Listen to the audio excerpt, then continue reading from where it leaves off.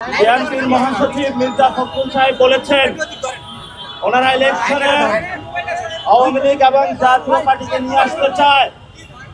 এটা একটা জাতি হিসাবে আমাদের জন্য লজ্জার।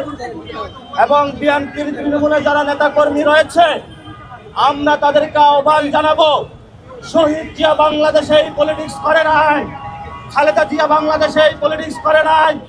যদি আপনাদের পলিটিক্স ভারতমুখী হয়ে থাকে তাহলে আপনারা আমাদেরকে জানান, আমরা তাহলে আপনাদের ব্যাপারে নতুন করে সিদ্ধান্ত নিব। আমরা এখানে বিশ্বাস করি বাংলাদেশের শহীদ জিয়ার সৈনিকেরা, খালেদা জিয়ার সৈনিকেরা যারা রয়েছেন তারা গৃহবরে প্রত্যাখ্যান করবেন মির্জা ফখরুলের এই বিবৃতি। আমরা আরো দেখতে পেয়েছি এই ইন্টারিম গভর্নমেন্টের প্রধান ইউনূস, আমাদের সদস্য সচিব আকবর হোসেন এবং যুগ্ম সদস্য সচিব তাসনিম জারাকে ইউএন মিশনে নিয়ে গিয়েছেন, কিন্তু সেখানে নিয়ে তারা লীগের সামনে আমাদের গণঅভ্যুত্থানের নেতৃবৃন্দকে ছেড়ে দিয়েছে।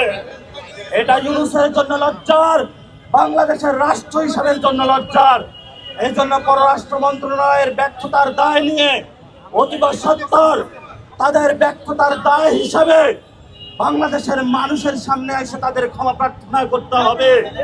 এবং গণঅভ্যুত্থানে যারা রয়েছেন, বাংলাদেশে যে দূতাবাসগুলোতে এখনো আওয়ামী লীগের সাংবাদিকরা রয়েছেন, অতি দ্রুত গতিতে সিভিল সার্ভিস থেকে, সেনাবাহিনী থেকে, বিভিন্ন রাষ্ট্রের অঙ্গ প্রতিষ্ঠান যারা রয়েছে, অতীব সত্তর আওয়ামী লীগের যে গুন্ডা বাহিনী রয়েছে তাদেরকে দ্রুত গতিতে অপসারণ করতে হবে।